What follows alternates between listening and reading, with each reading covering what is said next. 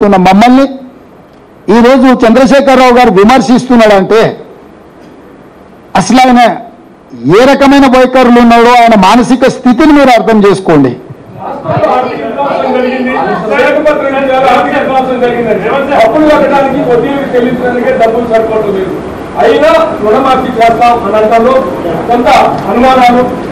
ఈరోజు నేను అధికారం చేపట్టి నాటి డిసెంబర్ 7 తారీఖు నాడు 7 లక్షల కోట్ల అప్పుతో బయలుదేరినాము.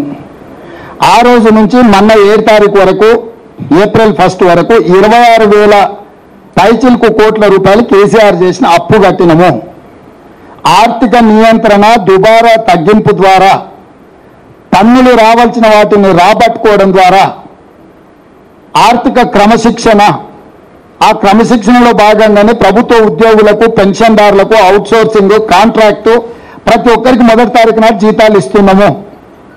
ఆర్థిక క్రమశిక్షణను పాటించడమే కాకుండా రాష్ట్రం యొక్క ఆదాయాన్ని పెంచుకోవడం ద్వారా రుణమాఫీ ఎట్లా చేయాలనో నా దగ్గర పకడ్బందీ ప్రణాళిక ఉంది. 15 ఆగస్టు ఎంతో దూరం లేదు. 2014లో 1,00,000 రుణమాఫీ చేస్తాను, 2019 వరకు చేయలేదు. 2018లో 1,00,000 రూపాయల రుణమాఫీ చేస్తాను, 2024 వరకు కూడా చంద్రశేఖరరావు చేయలేదు. చంద్రశేఖరరావు లాంటి చరిత్ర నాది కాదు. నేను ఇప్పుడు కూడా మీ ద్వారా స్పష్టంగా చెప్తున్నా, పెద్దమ్మ తల్లి సాక్షిగా 15 ఆగస్టు లోపల రైతు రుణమాఫీ చేసి తీరుతా. నా ప్రణాళిక నాకున్నది, ఆర్థిక క్రమశిక్షణ నాకున్నది. అన్ని రకాల నిర్ణయాలు తీసుకుంటాము. ఆయన రాజేందర్ ఆర్థిక మంత్రి గుండా అన్ని తెగ నమ్మిండు. అమ్మినప్పుడే ఆయనే ఉన్నాడు కదా. ఇవాళ ఆయన ఏందో శిల్క పలుకులు వలుకుతున్నాడు. ఇప్పుడు వాళ్ళు కాకూడదనే చూస్తున్నారు. రైతులను ముంచాలి, రైతులు ఆత్మహత్యలు చేసుకోవాలనేదే రాజేందర్ది కేటీఆర్ది కోరిక.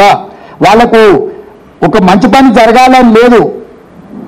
పిల్లి శాపనార్థాలకు ఉట్టి దిగపడాలి అన్నట్టు వాళ్ళలాంటి ఎంతసేపు దోపిడీ చేసి దొంగతనాలు చేసి వాళ్ళ ఆస్తులు పెంచుకోవాలనుకుంటున్నారు. మేము దోపిడీ చేయకుంటుంటే ఆటోమేటిక్గా రుణమాఫీ జరుగుతా. నేను నమ్మకంగా చెప్తున్నా.